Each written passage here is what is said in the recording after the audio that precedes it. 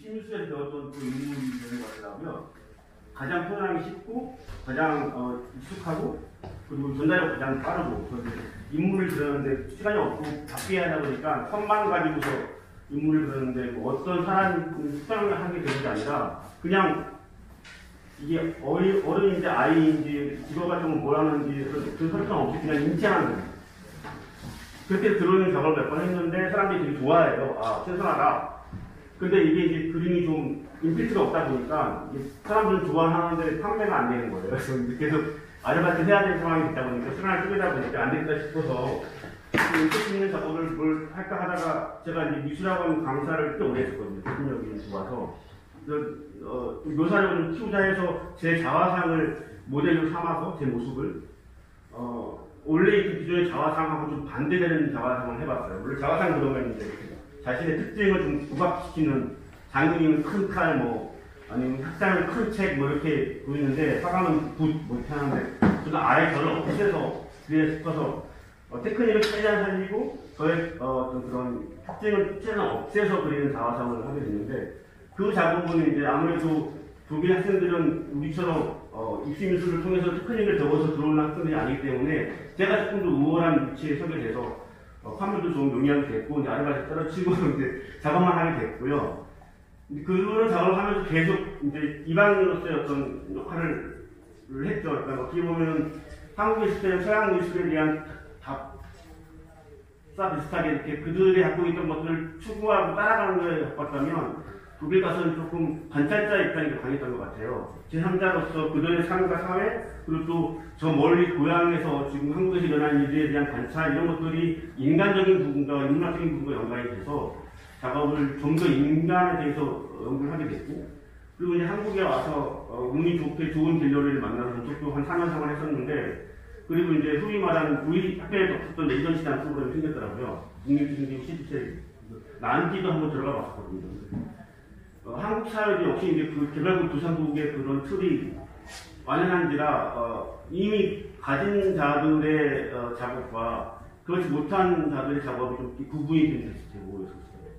그리고 이제 대부분의 대중들이 갖고 있는 미술에 대한 인식이 미술계에 대해서 갖고 있는 인식과 너무 차이가 심한 거예요. 쉽게 얘기하면 국립현대미술관에서 매년 하는 올해 전문작가 작업을 보면 전문가들 두 사람한테 너무 난해한 느낌의 작업들이 상배하고 일반 대중은 이게 뭔가 하고 정도로 어느 정도 하다가 나오는 그런 느낌을 제가 경험을 했거든요. 독일이라 그런 표현지도 시작해볼 지금 현대 미술이 가장 주목되는 나라의 미술이라고 볼 수 있는데도 불구하고 한국은 더 난해한 거예요.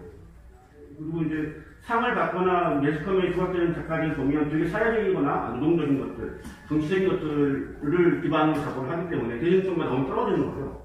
그리고 대중들은 자꾸 그렇게 물어요. 왜 이런 그림이 그리느냐? 이 역사 전하는 메타포가 무엇이냐? 저는 사실 정치인도 아니고 노동운동가도 아니기 때문에 화가이기 때문에 그런 부분을 조금 약간 배제하고 싶었어요.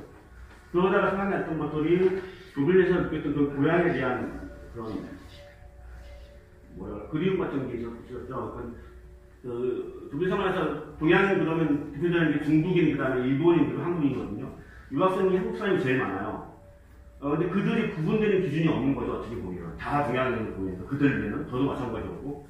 근데 미술계를 보면 특징이 중국 같은 경우는 굉장히 화려하고 황금, 빨간색, 되게 막 거대한, 그렇고 일본 섬세하고 6개월처럼 이렇게, 대중적이고 서민적이고, 그리고 또 망가, 일본 만화의 기반을 받아서 하는, 그런 작업들이 되게 많은데 한국은 그런 작가가 없는 거예요. 그러니까, 해방 이후 50년대 서울대나 홍대를 통해서 그런 그런 뭐라 그럴까 신미술주의를 했던 지금은 단색하라고 설명이 되는데 그런 분들이 지금 갖고 있는 그런 미술계가 조금 저는 좀 지루하다는 생각이 들었었거든요. 난지라는 것도 마찬가지로 엘리트들이 모여서 사회적인 작업을 하는 집단이다 보니까 굉장히 작업에 대한 크리틱이 심해요. 그 크리틱 자체도 어떻게 보면 좀 일반 삶과 좀 동떨어졌다고 할까? 그래서 저는 그런 것들을 좀 스스로 비관하고 강화적으로 들어가서 처음부터 다시 해봐야겠다 생각이 들었어요. 예를 들자면 이런 거죠. 한국의 미술 재료라는 게 몇 가지 메이커들이 있는데 굉장히 질이 안 좋아요. 전문가들이 대부분 이제 해외의 물건들 시크해 가서 쓰거든요.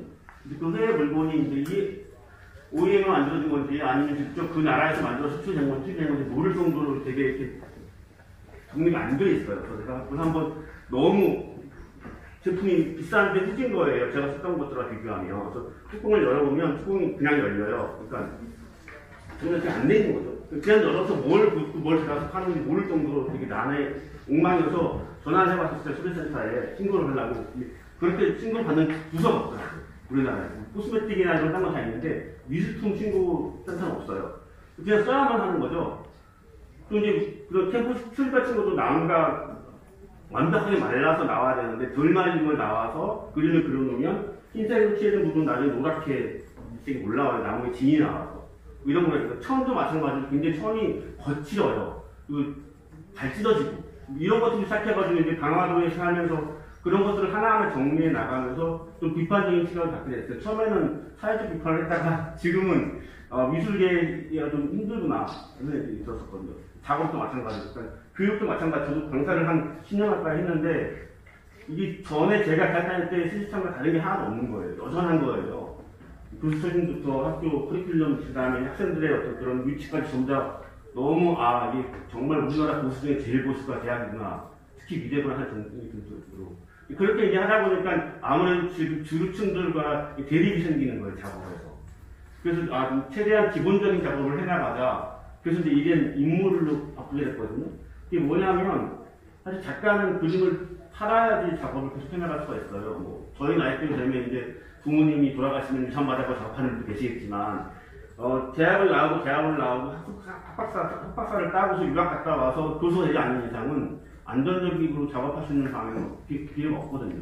특히 이제 지방대학이나 상대대학을 나온 학생들은 그렇게 얘기하니까요. 대학을 정말 기회가 없어요. 정말 재능이 뛰어난 학생들도 서울대 출신들, 홍대 출신들, 미국 약학 출신들의 교수님 통해 작업을 하다 보면 자신들의 삶과 그들의 삶이 너무 대립이 심하기 때문에 교수님 따라가다 보면 다시 쏟아지는 거죠. 그리고 대학원 나와도 한 2, 3년 버티다가 그냥 다시 포기하게 되고 그냥 일반 노동노선에 뛰어들게 되고 가진 사람은 그래서 남아 작업하는 시스템이 되다 보니까 그들이 추구하는 작업이 아니면 반대로 나가고 싶다는 생각이 들었어요. 그래서 이제 작가들이 지금 현 동시대 유명한 작가가 아니라 왜 그런 사람 있잖아요. 모란디라는 작가 혹시 아시려나 모르겠는데 그 작가 같은 경우는 되게 조그만 그림을 그려요. 그냥 화병이랑 뭐 컷만 그리는 사람인데 되게 사랑을 많이 받는 작가 중에 한 명이에요. 세계적으로. 우리나라가 되게 많이 알려져 있고.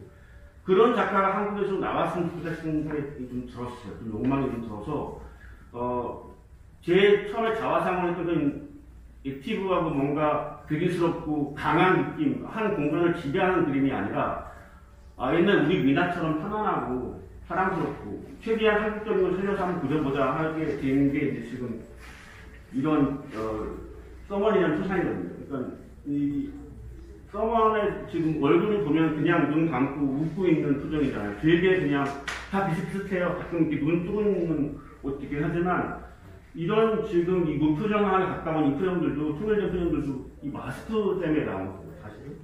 그러니까 사람들이 마스크 쓰면 다 똑같이 보이잖아요. 안에 무슨 표정 지고 있는지 얼굴에다 설정이 없어지잖아요. 그리고 이제 그 내면은 모르는 거잖아요. 마스크 너머에 그 사람이 갖고 있는 생각이라는 게 그 사람 스타일이 모르기 때문에 그런 가능성들을 열어놓기 위해서 최소한의 어떤 선들만 가지고서 작업을 했습니다. 그리고 여기 있는 인물들은 다 비슷비슷한 색깔의 비슷비슷한 표정들인데 똑같은 표정에 분석하는 하나도 없거든요. 그러니까 그런 아까 말씀 잠깐 드렸던 그 미술 재료로 시작해가지고 저는 일일이 캔버스부터 다 맞춰서 알루미늄 테이프 다 발라가지고 나온 거고요. 처음부터 다 선택을 해서 베이스 다시 칠하고 물감도 가장 건색이 덜하는 물감을 쓰고 하고는 있어요. 근데 이게 사실 한국 처음 왔을 때 10년 전에 그린 그림들은 노래였습니다. 대부분 다. 그러니까 저는 가끔 이런 의심을 해요. 왜 우리나라는 상설 미술관이 없을까? 왜 7, 80년대 그 활동했던 뭐 민중미술이던 그 외 현대미술이던 작품들을 전시 안 해놓을까? 왜냐하면 외국 같은 경우는 각 지방마다 다 상설 미술관이 있어서 여기에 거쳐갔던 작가들, 체험했던 작가들 작업들이 늘 전시가 돼 있어서 나름대로 자부심과 문화적 향유를 하는데 한국은 그런 게 지금 없는 거예요. 그러니까 아마도 그런 이유 하나가 아닐까. 재료가 다 상해서 그런 게 되게 애매해서 그런 부분이 없지 않아 생각을 해요. 통제가 안 되는 거죠. 하여튼 뭐 제가 말을 너무 수석히 하는데 너무 긴장이 돼가지고 질문이 있으니까 질문을 받는 방향으로 하는 게 더 나을 것 같아요. 아까 말씀하셨던 작가 이름이 모란기. 모란기요? 네.